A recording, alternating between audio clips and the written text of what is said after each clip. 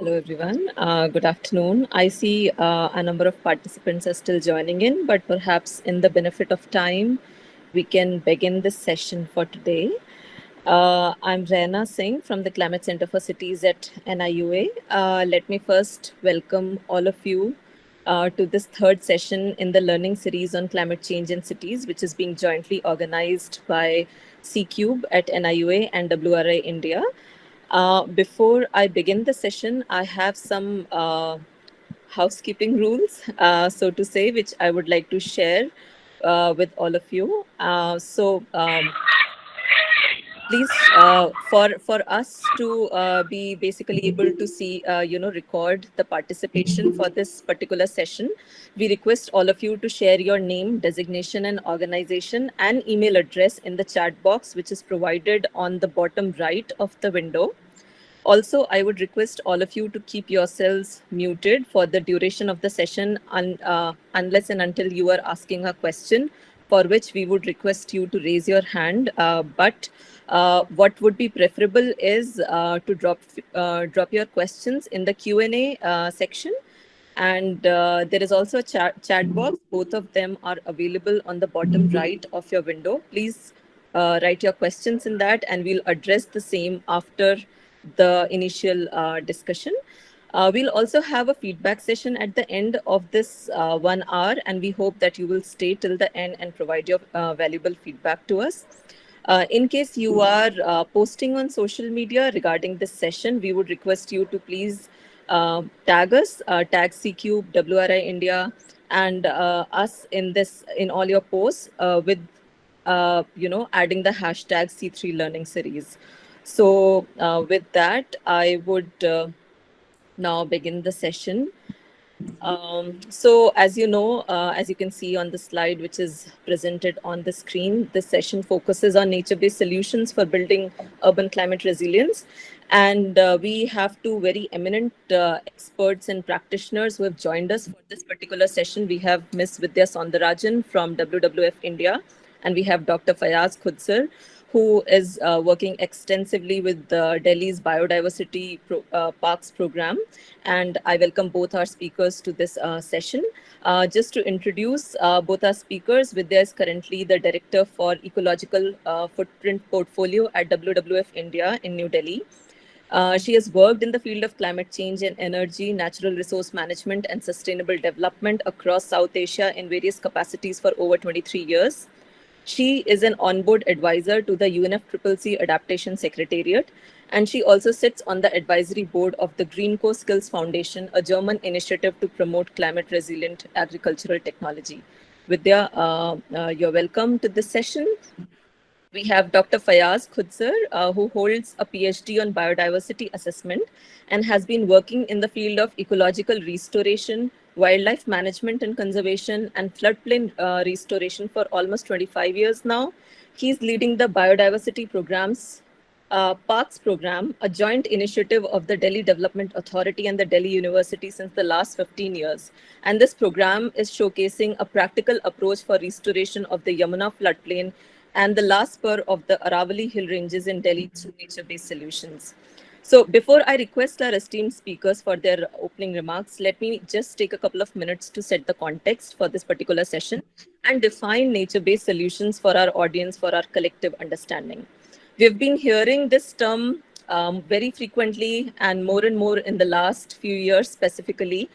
And basically, as more and more cities and urban practitioners are exploring the context and implementation on the ground, we need to understand, as a group today, that what does it actually mean when we are talking about nature-based solutions. So a recently released UN report for the G20 Italian presidency defines nature-based solutions as a collective term that has come to describe interventions that benefit human well-being, the overall human well-being, while simultaneously supporting biodiversity.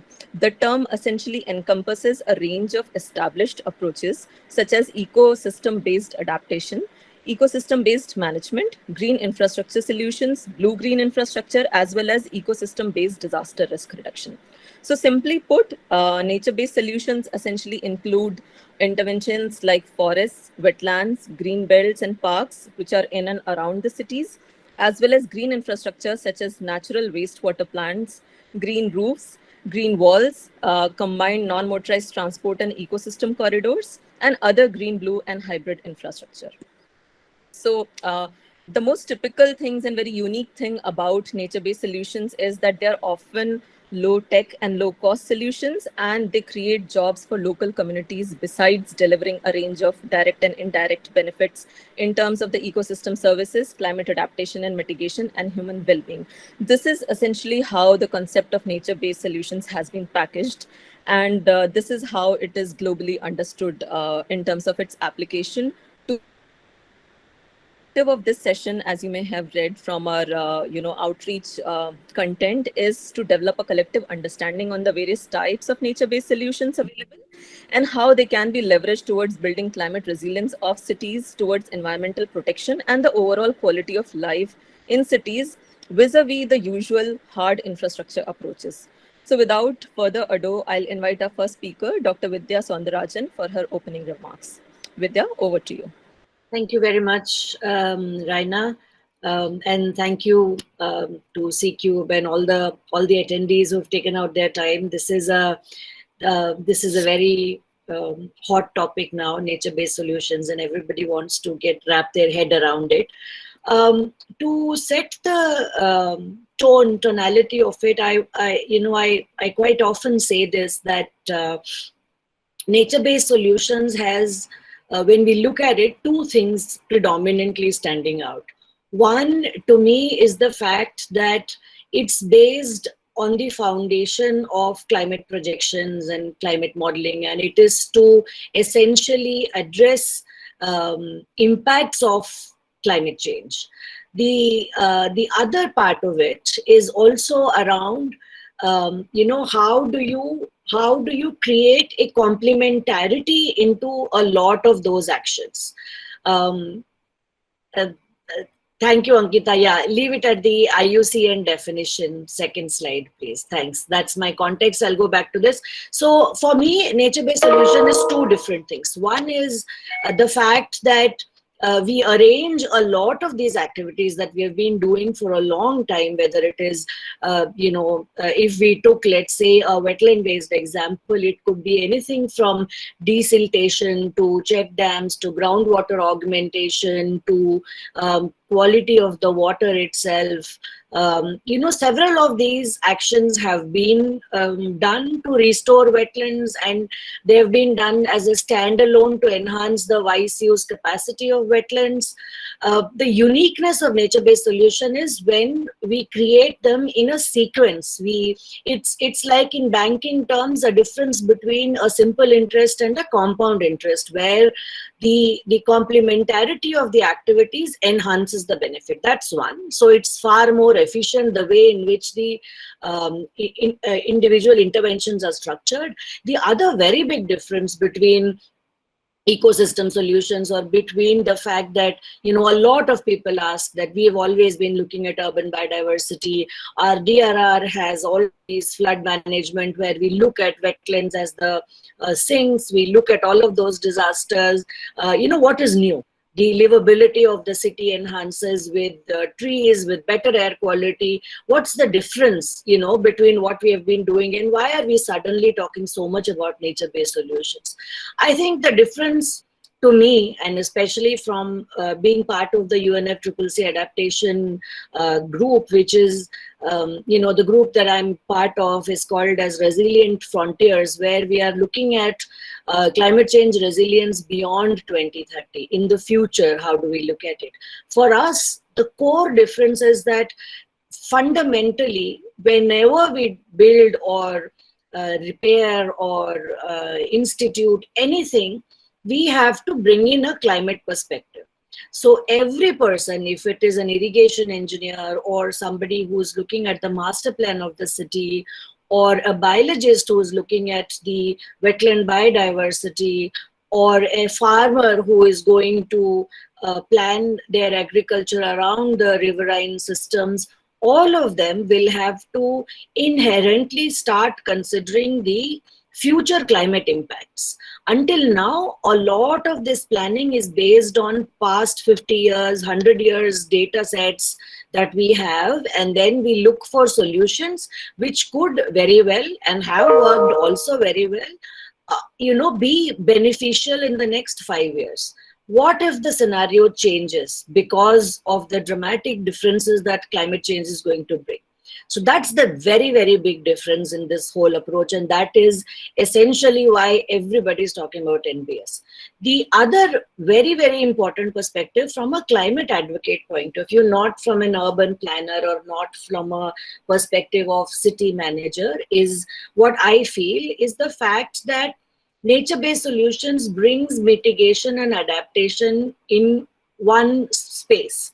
So it makes it the two sides of the same coin. So when we are, let's say, protecting a wetland and restoring a wetland and building resilience of community, enhancing the livelihood, you could go to the next slide, please. Next slide. When we look at the multifaceted aspects of, let's say, a wetland restoration, there is a huge benefit. Yeah, leave it here. There is a huge benefit of carbon sequestration. I would like you to, because the audience is such, I would really like to draw an attention to this particular piece of work that WWF India we have undertaken now, and this is essentially two-fronted, as I said. This we are doing around urban and peri-urban spaces in Karnataka, around Bangalore, Doddabellapura and other places. The idea is to look at the entire basin and the network of wetlands, the agriculture, the industry, the urban usage in complementarity, with a future perspective of how climate change is going to change the water availability, precipitation, temperature, thereby health impacts, thereby pest profile for agriculture.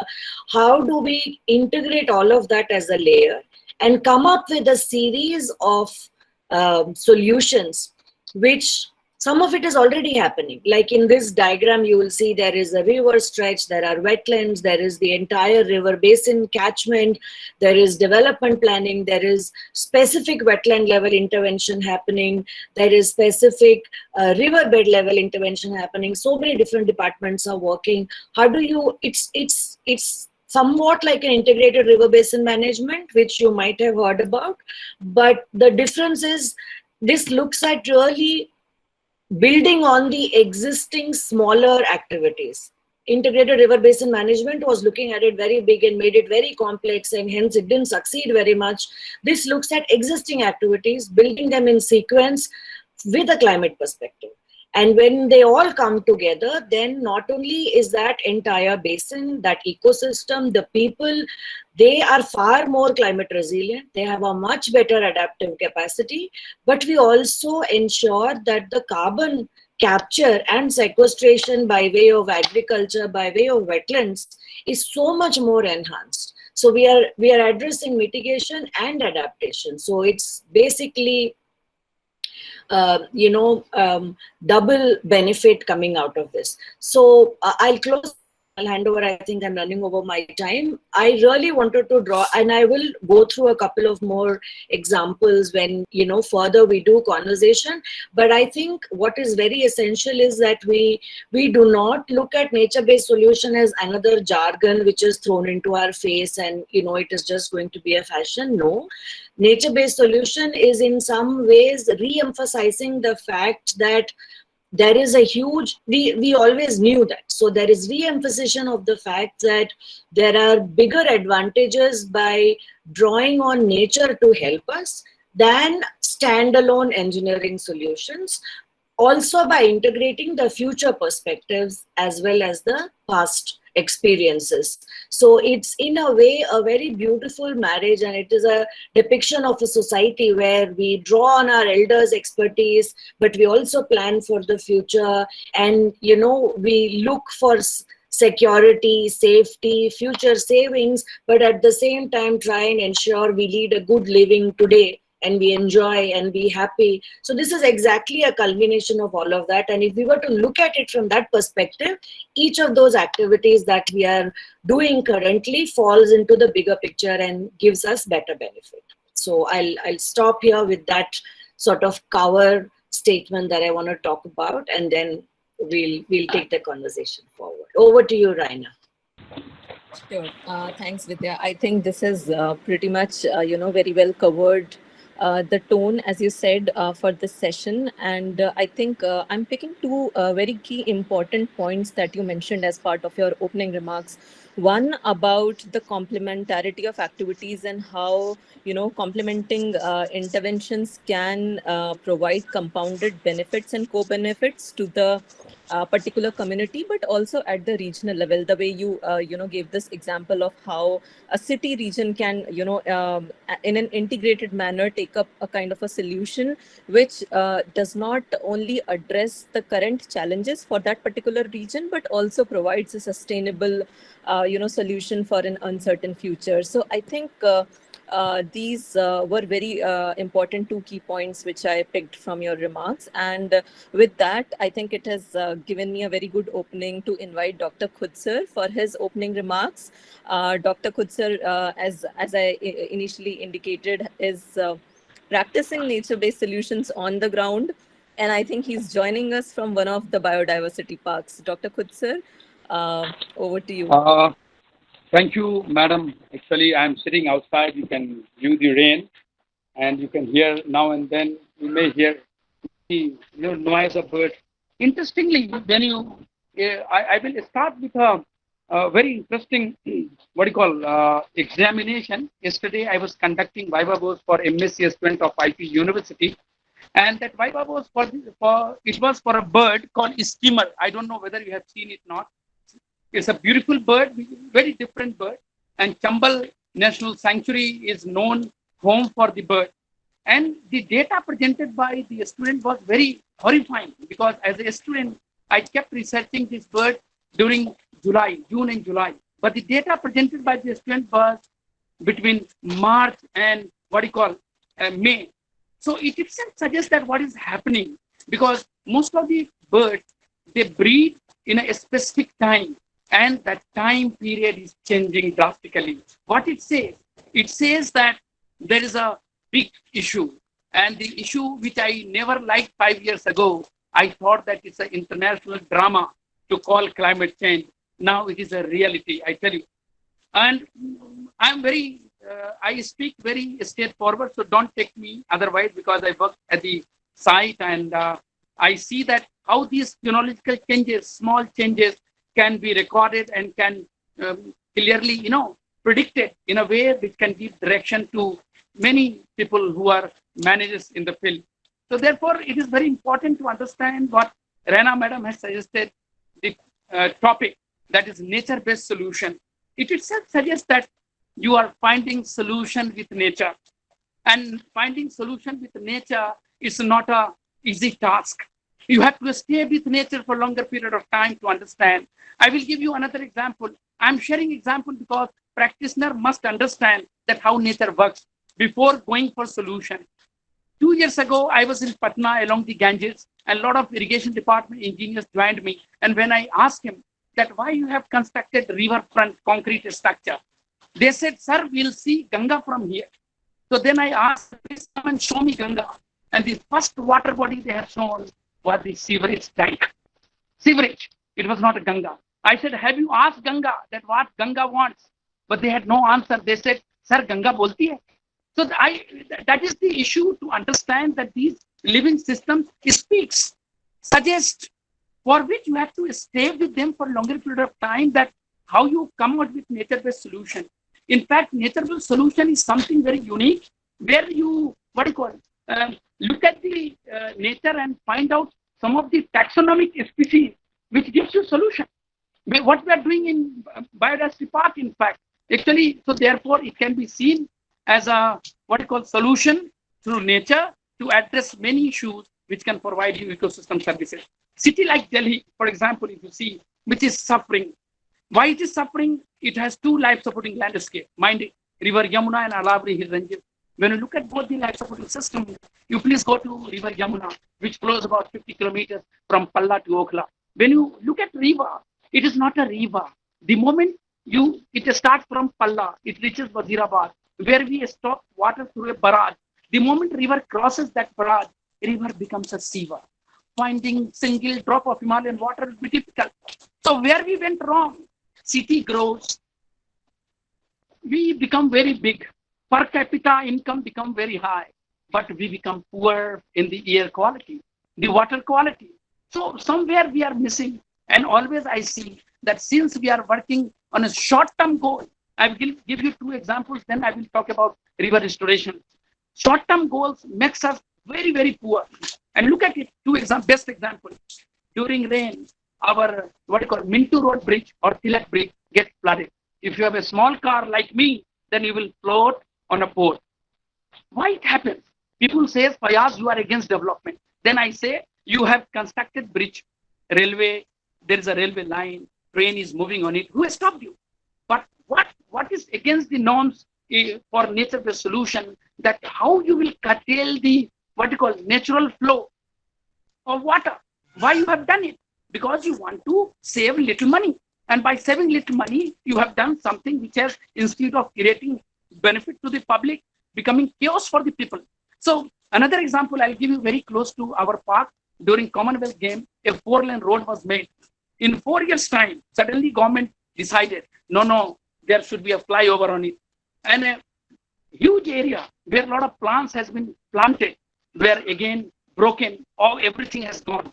So we need to see that how this short-term planning for the city can be seen at least in terms of 50 years. Otherwise, it is very difficult. And now I will talk about when you look at the river. A river is very important. The moment you see river as a sewer, it creates a lot of problem for us. And a place like India, where we have all major river flows, still we are purchasing water. I born and brought up along the Ganges, Kosi and Gandak. And I kept playing with dolphins since long time. And when first time I visited Delhi long before, I came out from the station and I wanted to drink water. Suddenly I had to pay 10 paise for the water. And only then I can realize the water which I never respected has some cost on it. And that is the time when I started thinking that the way we are working on it, probably in 25 years' time, river will lose its character and we will suffering from water, as Madam suggests that water availability, precipitation, all are getting affected. So what we are doing as a practitioner, when you see, when we started in Yamuna Basti Park long back in 2002, under the guidance of Professor C.R. Babu, who is a former Vice Chancellor of Delhi University and noted ecologist. So we came to the site, we started a small experimentation in a corner, but it was a nightmare for us because in 10 days, all plants died. So we were shivering, in fact, because we spoke very high before Honorable LG, who was Kapoor Saab. I remember Kapoor Saab was LG at that time. We spoke very high that we'll do many things. We'll bring migratory birds, many herbivore will come, followed by carnivore. But right in the beginning, we failed to do something. Only then we realized that there is some problem. And then we did soil profile of the entire area. And we found that pH is very, very high. And when pH was very high, you cannot do anything. So we decided to do some sort of landscaping. So here I will request, since I'm a practicing field biologist, I always see that architect come into it. When architect come into it, many times I see that we go away from the ecological principle and we look at the aesthetic values of the site without understanding that when you go to Corbett's, you pay more than $200 per night. Looking at those wood only. Looking at those wood and moving around wood, you pay a lot of money. So what I'm trying to convey, that then we thought of raising land so that salt may leach down or wash up during monsoon, but for which we had requirement of huge amount of soil. And therefore, what we did, if you bring soil from somewhere else, you are not only going to create ecological disaster for the site, but it will cost a lot. Therefore, we started looking at the indicator species. For example, we have seen Typha, Phragmites, Parsiflum. There are many species suggesting that subsoil aquifer is very high. And therefore, we took that site, entire area, we look at the contour through topo sheet, and we dredged the area based on contour, and we created a wetland of more than 1.5 kilometers. In fact, we desilted. You can hear peacock right in my behind. So we desilted the area. It's more than 1.5 kilometers. And sometimes you visit, I invite you, please come and see. And then what we did, the excavated material utilized to create different mounds. And those mounds, in fact, uh, helped me in establishing what you call plants. And still the flat area had a lot of salt. So we started playing with legumes and grasses. We played with over 150 species of grasses. And Madam Rena, you will surprised to know that for finding one suitable grass species, we kept wandering here and there on the border of what you call Haryana and Uttar Pradesh after paddy cultivation. When paddy is harvested, we kept sitting in that what you call crop field, seeing that conductivity is very high, pH is very high. Which plant comes first? And then one grass came first. We took it to the lab and we found that grass is Leptochlora fusca. And that grass has characteristic of reducing pH from 10 to 7. So for nature-based solution, you need to work with nature, find out one object or organism and utilize as a tool for finding out nature-based solution.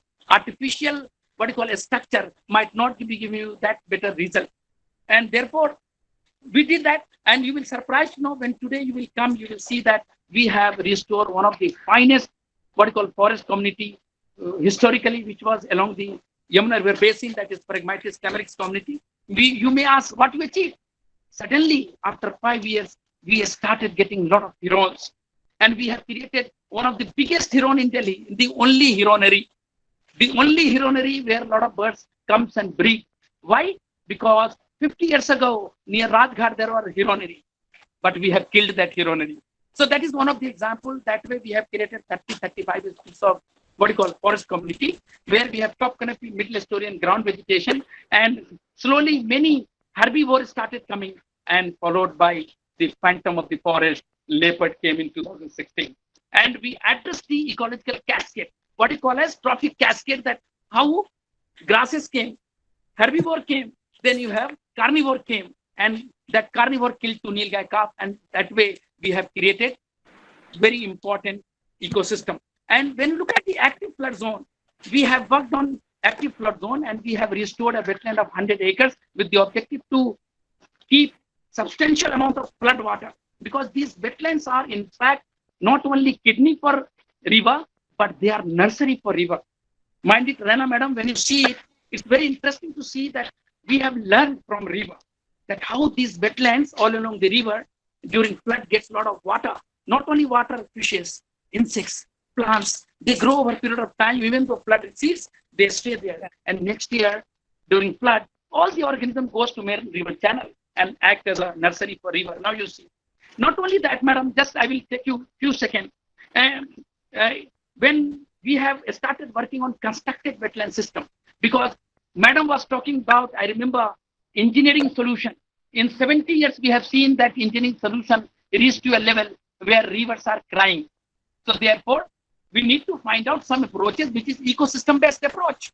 And we have restored the entire active flood zone. And when you come today, you will see that how plant and animals are interacting together. And it is not only providing water. We have come out with the concept of offshore reservoir. And now we are going to give it to the concerned authority that how these reservoirs can help city providing drinking water facility during scarcity. So these are some of the aspects which gives you nature-based solution, because whatever issue we have addressed, we work with the nature and we try to find out solution. Just last point I will raise, then I will stop my talk, that when you see, I was talking about constructed wetland system. So far for 1 MLD, we have spent about 1 to 2 crores rupees in STP. But most of the time, recently I visited Varanasi to see Assi and Varuna river, which is dead now, to see that, those STPs are either not functioning or malfunctioning or partially functioning. Means there is a problem. If a STP made of 80 MLD, receiving only 50 MLD of sewerage, and rest of the sewerage going directly to the Ganga. So therefore, we came out with a solution, what we call as constructed wetland. What we did, sitting along the drains, different drains, we find out some of the plant species, about 25 plant species. And through physical and biological treatment, we have started treating sewerage, what we call as constructed wetland system. Please go and see Neela House on Aruna Asif Ali Marg. You will see that how we have done.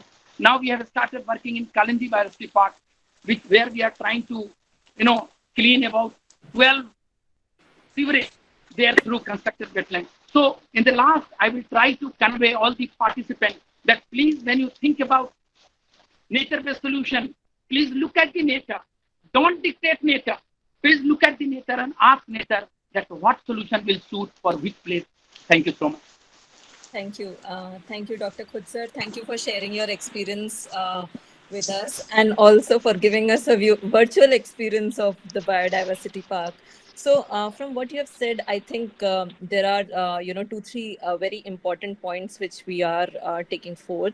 You know how you mentioned about how small changes because of human activities or changes in seasons and habitats are now drastically affecting our ecosystems and biodiversity that we are finding in cities. I think this is something which is very, very important for us to note as urban planners and practitioners, because in a lot of times in the traditional urban planning approaches, this is something which we have probably not given the kind of importance that we ought to. Another important point that I noted in your remarks was, how you mentioned about continued and sustained efforts being required for rejuvenation of ecosystems and activities. And as you said yourself, you've been working for some 15 years now, and how your experience began and how initially the species were dying off. But with continued and sustained efforts now, the biodiversity park that is there is now thriving. Also, I think another key point that I am taking away from your remarks is that how the importance of indigenous ecosystems and species while conserving and rejuvenating ecosystems, because a lot of times, of course, the master plans and city development plans that we work with as our in our roles as urban planners and practitioners, we do look at say usually a time period of 20 years, but perhaps if we are looking at nature-based solutions, we have to slightly increase our perspective period, not for the plan per se, but in terms of how we are approaching the planning exercise itself, because it can give us a more long-term solutions and address long-term goals. So with that, I think I will come back to Vidya with a follow-up question. Vidya, you were talking about you introduced us with the concept of how the city region approach works best when we are talking about nature-based solutions, and you gave us that example. And we have seen that mostly, I mean, of course, nature does not follow administrative jurisdictions, and therefore, in terms of implementing nature-based solutions, usually a lot of interdepartmental coordination and probably with different levels of governance is required. So maybe if you could, share with us some experiences from your work on how you have addressed this as part of your projects that you have done with various cities. Sure. So I would primarily go back to an example several years ago, which we did as part of a international project, but it was a pilot city, a very small municipality within the Ernakulam region in Kerala called Alua. It's a very small municipality. It's on the banks of the river Periyar. And it's been facing massive, unprecedented amounts of floods quite often. And then there was this complete sort of breach of the river into the city, into the houses. It was drowning them quite a bit. But they were a small municipality within the bigger Cochin, Cochin as the bigger city, Ernakulam, sort of national capital region type bigger area. And then on top of it, there were also involvement of this was very close to the airport, and the metro was just about to be built, and the starting point was Alua for the Kochi metro. So there were several players that were very closely involved in it, who had vested interest in protecting the place Alua, but also had huge stakes because their own assets were dependent on it.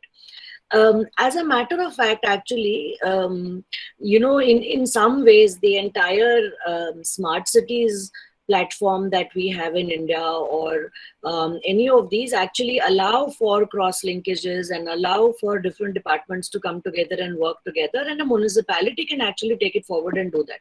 So this Alua municipality anchored upon it. Of course, there were experts that I was part of the expert group, and we were all involved. We were looking at what were the natural ways of ensuring that, river bank protection, river bank restructuring, some level of protection into from breach of the river fronts, including development of the river fronts. There were natural drainage channels that were there, so rejuvenation of some of the traditional natural drainage channels so that we could maintain a drainage out into the river. And when they presented the whole thing to Kochi Metro, as well as to the Airports Authority, as well as to the bigger Ernakulam municipality, which was a big city council, and of course at the state legislative assembly, all of them came forward and helped, because it was a critical part. The river is the pride of the state. They wanted to protect. It was religiously, culturally very, very important. Every year in Shivratri, Alua saw, or even today sees, around 8 to 9 lakh people visiting on Shivratri on one day.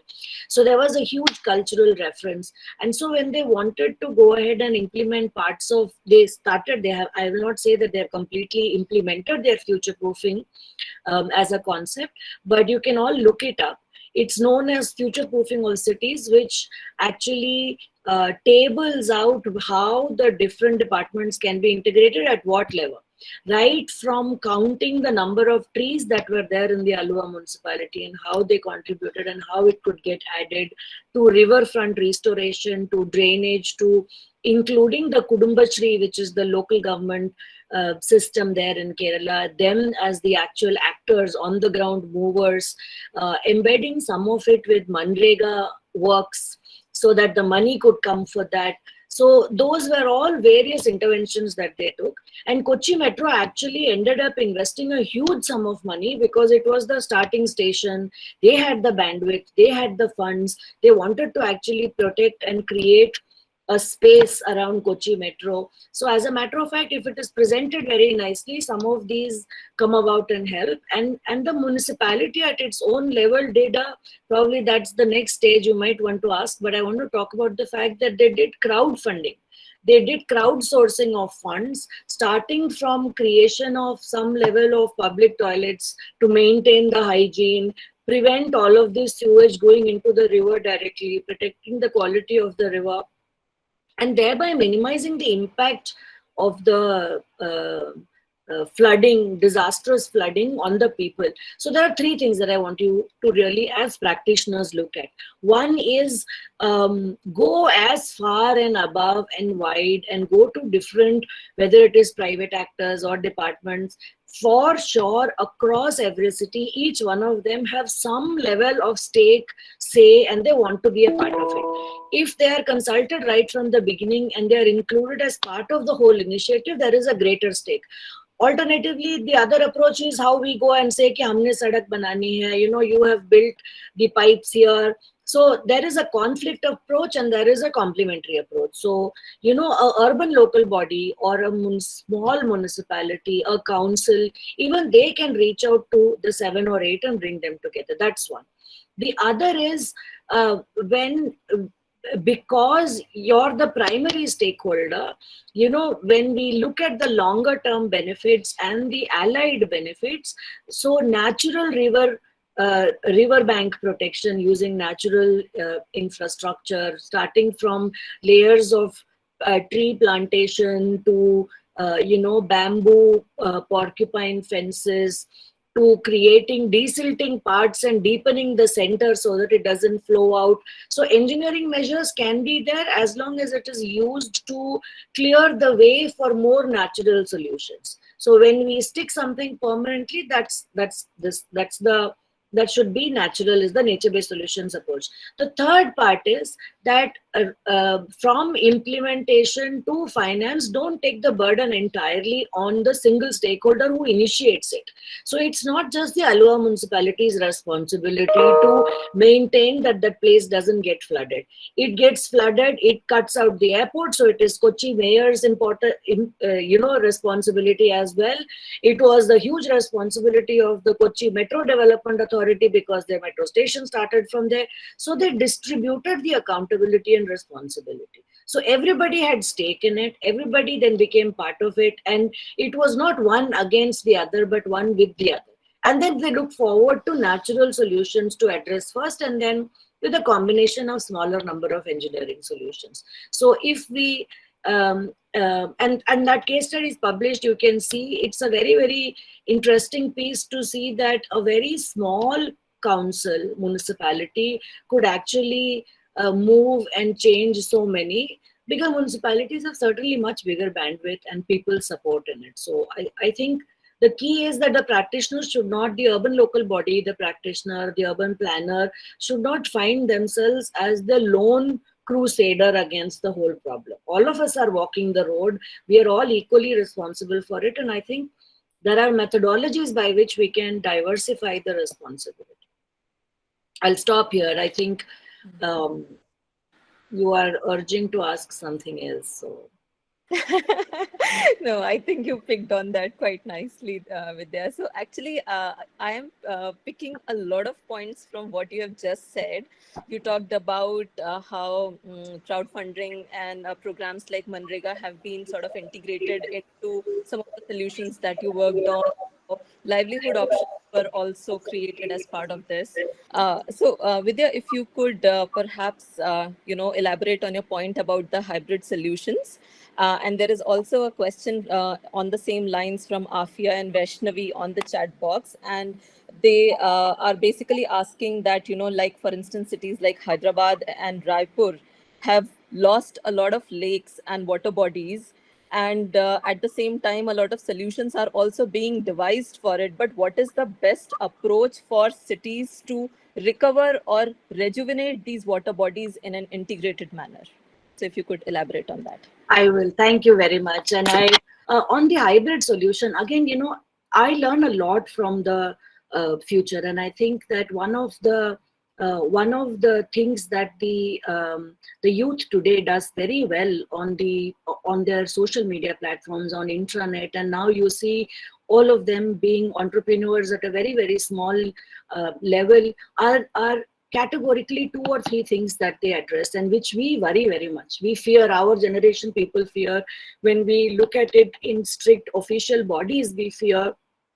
One is the fact that transparency and engaging in the vision, in the plan, including multiple people, there is a problem because it's a democratic country. A lot of people will say a lot of things, but it really helps. So again, allow me to take this example. This is also an example, unfortunately, from Kerala, but I will take this. So there was this, in these 11s, and this is peri-urban. I mean, I'm not talking necessarily about just very, very highly developed urban areas. This is partially peri-urban area also, where they had serious water deficits occurring.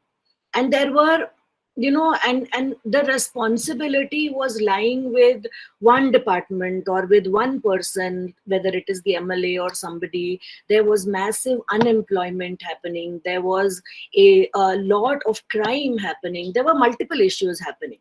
But the root cause, when they went and actually analyzed, the root cause of all of those problems was essentially climate change. And now you would ask me, how can that be possible? It was a fishing community. All of their prawns that they were fishing were failing because the salinity was fluctuating. The sea temperature, a 1 degree temperature has a massive difference to the, in the prawn hatcheries. It just completely affects the hatchery. You've all read in schools that, the gender of the crocodile eggs and the turtle is dependent on temperature. 28 degrees, it sort of changes. So the the fisheries were failing, the elderly parents were committing suicide, the youth was getting into crime, there was no income available, and because that particular patch was not receiving the kind of rainfall it was receiving, and then of course anthropogenic activities, lot of industrial development had happened, urban big flats had come in the periphery, so there wasn't enough water. All of these come together. Their biggest problem was unemployment and youth. But the root cause of the problem was that they had to address the foundational livelihood issues. Once they had money and important job to do, they didn't have bandwidth and free time or the need to steal. So they went back to their livelihoods once. So they actually bid for a climate change adaptation project. They got money for that project. They did specifically sort of created smaller artificial hatcheries where they controlled the salinity, the water temperature, the soil quality, and then released it into the, the bigger backwaters with cordoned off areas. They could get a good catch. Their income started improving. With that same money, they started doing alternate livelihood. With that same money, they commissioned a study to find out how they can rejuvenate the river that was coming. They used their eco-development committees, the Kudumbashri women.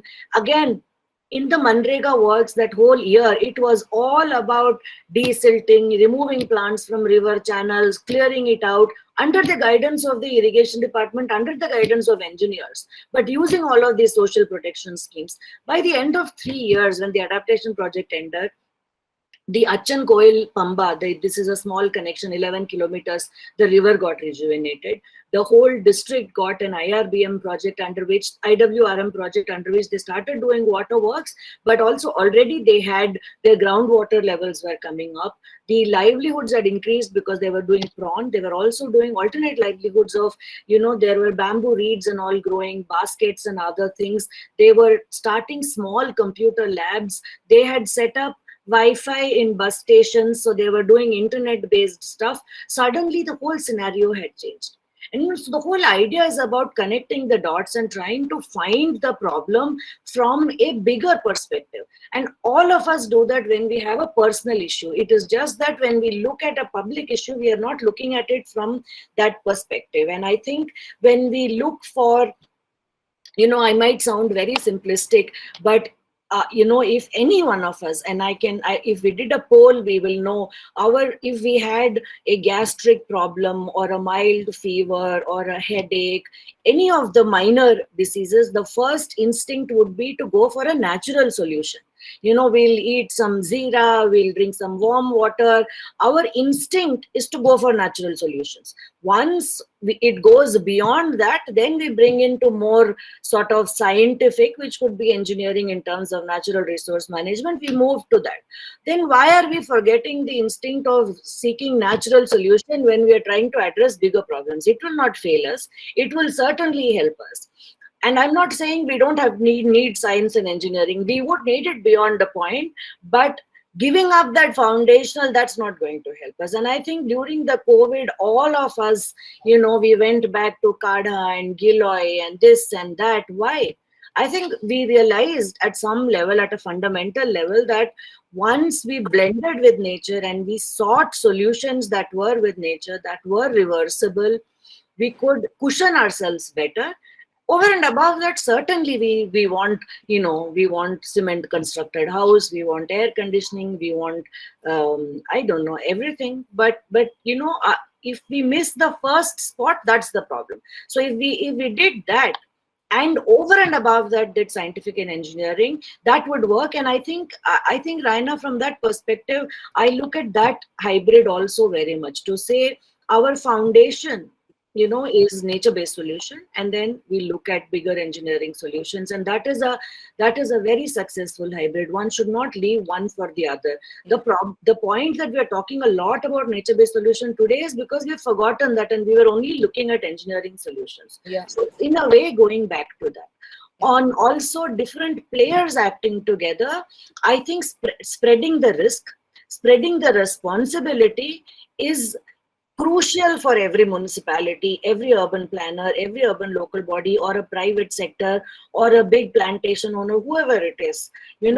As long as we are able to share the responsibility and accountability, I think the success of the project is certainly guaranteed. No, this is a very interesting example, Vidya, of how, as you mentioned, during COVID, we were all trying to, explore all these kadhas and, all kinds of natural solutions. But we need to apply a similar approach perhaps for our cities as well. We have another question which has come from Vibhor, and because this is focusing on urban biodiversity, I'm going to put it across to Dr. Khud sir. Dr. Khutsar, Vibhor is asking that nowadays we have a lot of vertical gardens that we are putting, especially under flyovers or on walls on our buildings. But do these actually help? Do these actually qualify as urban biodiversity or nature-based solutions, or is it something which perhaps is not that effective? First, Madam, I'll take few seconds to say, as Madam said about COVID-19. COVID-19 pandemic itself has suggested that how it requires nature-based solutions. I give you one example, how COVID has spread it. You look at the ecosystem level solution, when you have a complex ecosystem, most of the pathogens tend to get diluted within the system. But the moment you simplify your ecosystem through what you call road construction, bridges, today is agriculture field, tomorrow it becomes multi-story building, then you simplify the ecosystem and pathogens jump out and spill over and create problems. The question raised by the gentleman, it's very interesting to see that when you look at the vertical gardens across the country, they are very funny in terms of ecological goods and services because it has a few plants, most of the plants are exotic and they won't give enough space for particulate matter or in fact for carbon bonding. So therefore, I don't think it is giving any such benefit on ecosystem level, except aesthetics.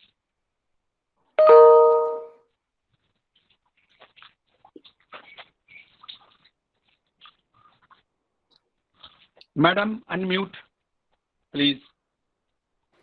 Sorry about that. So I think we are just running out of time, but perhaps we can take one last question, which is a follow-up to what Vidya was mentioning. So Vaishnavi is asking Vidya if, you talked about crowdfunding in cities. So are there any such mechanisms present currently which perhaps cities can leverage for crowdsourcing of funds or crowdsourcing volunteers also to work together with the city government in implementing the solutions?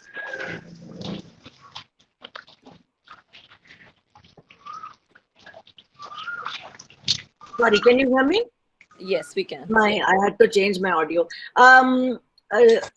No, there aren't any established crowdfunding mechanisms for city level work, but there are several crowdfunding mechanisms available for part of the city level work. So there are, for public toilets, for instance, in cities where there aren't many, there is a crowd. There's a platform called She Platform that talks about a number of crowdfunding leverages. You should look at it. It's called the She. It's social, health, and environment. I think it's called the She Platform. You can find it. It's there. One of the initiatives that we are trying to also talk about as part of WWF is to try and see if we can create such crowdfunding mechanisms for rural communities, their livelihoods, their resources, and some of the projects that, for example, we had a project called HAVE ongoing. It's still going on, called Sahasra Jyoti, which is in Sundarban Islands, which is essentially lighting up 1,000 homes, giving them electricity connections, especially when it was very difficult for the grid to reach because of the terrain and all of that. It's off-grid renewable energy. And so we had crowdsourced it. We had multiple donors who were willing to put in. So we shared that big proposal and we had multiple donors, starting from a very, very small Calcutta-based company to a very big corporate who were putting in the money, and we were managing and doing that. So there are individual mechanisms that can be created. Several of these venture capital platforms, green banks, angel networks are all actually also supporting creation of those platforms. On the climate side, there is a group called Climate Collective. They are doing something very similar for clean technology and startup ecosystem. So, but again, it's not at a city level, but the startup bids can be about implementation or about improvement or at a city level stage. The priority key thing that one has to remember is within the government parlance, different, so whether it is a municipality or let's say a joint secretary level officer, each, different departments have limit to accept funds. So they will have to create a small enterprise. They'll have to create a small enterprise which can accept the fund and which can be the program management unit. The municipality itself or the government unit itself will not be able to receive those external funds. So once that is set up, it's very much possible to do, and there are several support systems available to create such enterprises. Thank you. Thank you. Madam, Thank you, I would Vidyan. like to add something before we end the session. Actually, when you look at the creating infrastructure or ecosystem which is climate resilient, we need to see that which led to it. Everybody knows it's a very kiddish answer that loss of biodiversity and environmental degradation is responsible for it. Then how do you achieve it? You can simply achieve it through making urban environmental sustainability and creating resilience. And we have found that Bharati Park model is becoming very, very acceptable across the country. And now we are looking forward for 27 in Ganga district of Uttar Pradesh, and Chhattisgarh has already carved about 100 crores for Bharati Park for a solution, nature-based solution. And in Madhya Pradesh, I got a letter for creating such concept note. Please go on CPCB website and please see that we have already put concept note for Bharati Park. Right. Thank you, Dr. Khudsar, for this additional information. And just to add on to what you just mentioned, so there is the city of Surat is also coming up with a biodiversity park as a nature-based solution for climate resilience. And this is funded under the cities program of the Ministry of Housing and Urban Affairs jointly with AFD and the European Union. So these are some, initiatives which are coming up in cities across the country, and I thank Vidya and Khudsar Saab for your inputs and insights on this topic. I wish we had some more time and pose more questions to you, but in case there are any questions from our participants, please feel free to mail it to us, and if possible, we'll reach out to our speakers and come back to you with some of the answers